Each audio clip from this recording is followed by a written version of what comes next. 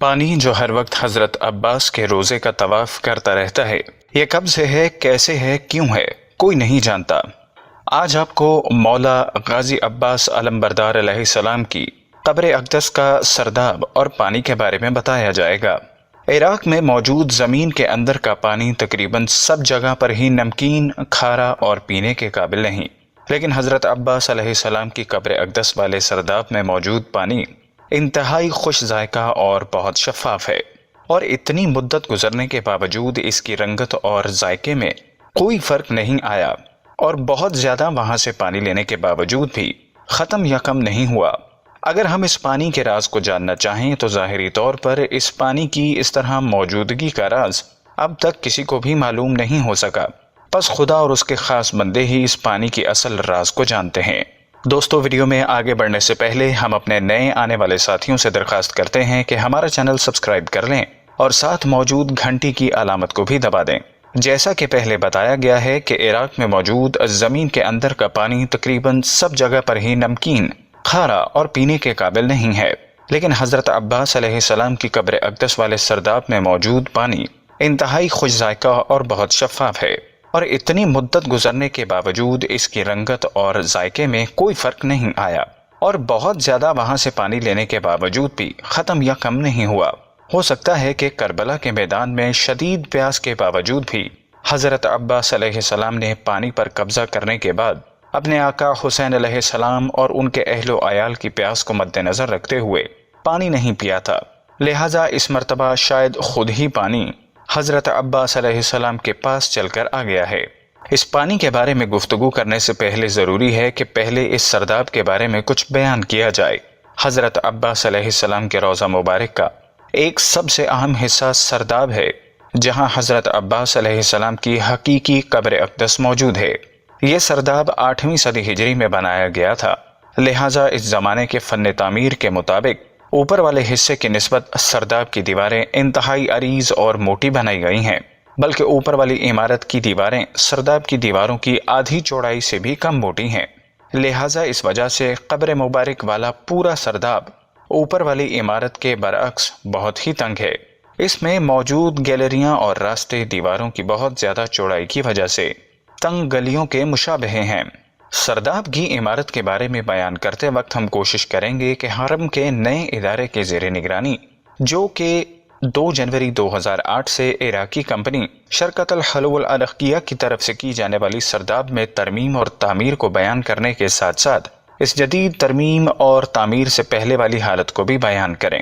صحن کے شمال مشرقی حصے میں زریح والی عمارت کی شمالی گیلری کی دیوار میں ایک خوبصورت نقش و نگار والا دروازہ لگا ہے۔ یہ دروازہ ایک کمرے میں کھلتا ہے کہ جس کمرے کی چوڑائی 3.18 میٹر ہے، اور یہ کمرہ تقریباً 2 میٹر تک گیلری کی دیوار کے اندر ہے۔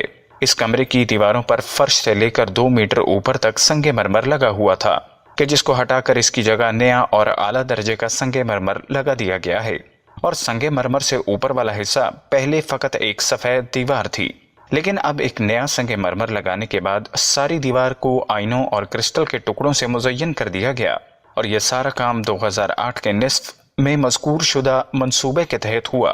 اور اسی طرح اس کمرے کا ایک اور دروازہ بھی ہے جو شمالی گیلری میں کھلتا ہے۔ یہ دروازہ سونے کا ہے۔ یہاں پر پہلے چاندی کا دروازہ لگا ہوا تھا، کہ جس کو 2007 میں تبدیل کر دیا گیا۔ اس کمرے کے تقریباً درمیان میں زمین میں ایک لوہے کا دروازہ ہے۔ یہ دروازہ اس راستے پر کھلتا ہے جو سرداب کی طرف جاتا ہے۔ یہ راستہ 8 سیڑھیوں پر مشتمل ہے۔ 8 سیڑھیوں کے بعد سرداب کا فرش شروع ہوتا ہے۔ اس راستے اور سرداب کے سارے فرش پر سنگ مرمر لگا ہوا ہے۔ سیڑھیوں سے اترنے کے بعد 4 میٹر لمبا اور 1.38 میٹر چوڑا راستہ شروع ہوتا ہے۔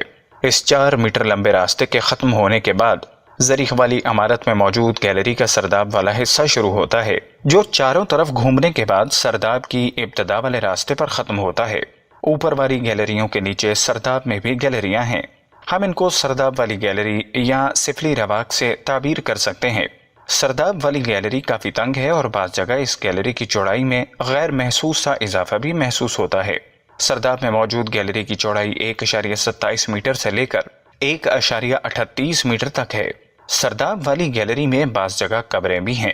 اور گیلری کی جو دیوار حضرت عباس علیہ السلام کی قبر اقدس کے قریب ہے، اس میں محراب نما طاق بنے ہوئے ہیں۔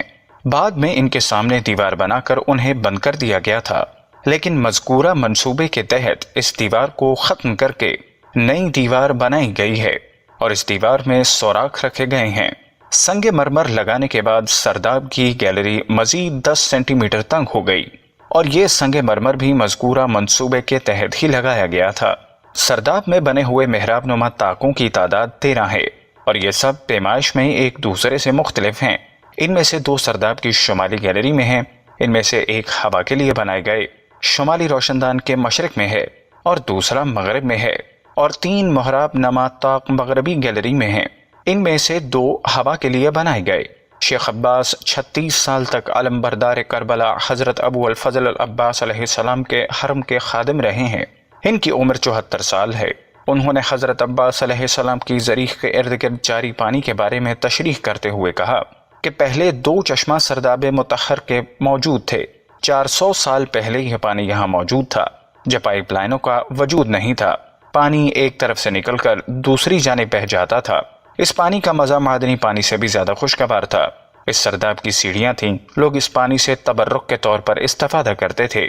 یہ پانی سردیوں میں گرم اور گرمیوں میں ٹھنڈا ہو جاتا تھا، لیکن خدا سے بے خبر ایک شخص آیا اور اس نے حضرت عباس علیہ السلام کے حرم کی دیواروں میں دراڑ پیدا ہونے کا بہانہ بنا کر کہا، میں امتحان کرنا چاہتا ہوں کہ یہ پانی کہاں سے آ رہا ہے۔ بعد میں وہ دونوں چشمے غائب ہو گئے اور پھر ان میں سے پانی جاری نہیں ہوا، لیکن 2 مہینے بعد پانی پھر سرداب میں آ گیا اور اس پانی سے نابینا آنکھوں کو شفا ملتی تھی۔ 50 سال سے یہ پانی ایک ہی سطح پر باقی ہے اور اس میں کمی و زیادتی نہیں ہوتی۔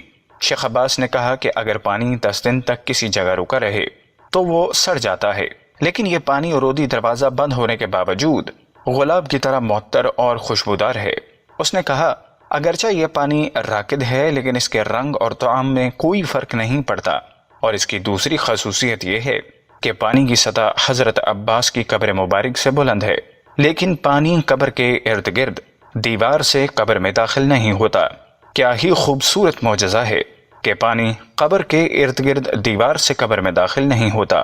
اس سے یہ ثابت ہوتا ہے کہ اہل بیت کی پیروی لازم ہے اور دعا ہے کہ اللہ ہمیں اپنے حال پر رحم کرنے والا بنائے اور حضور اکرم اور ان کی آل اولاد پر رحمت فرمائے۔ ناظرین، ہم امید کرتے ہیں کہ ہماری آج کی ویڈیو آپ کو پسند آئی ہوگی۔ اگر آپ کو ہماری ویڈیوز پسند آ رہی ہیں تو برائے مہربانی لائک بٹن کو پریس کرنا مت بھولیے۔ کمنٹس کے ذریعے اپنی قیمتی آراء ضرور دیں اور اس کے بعد چینل کو سبسکرائب ضرور کیجیے۔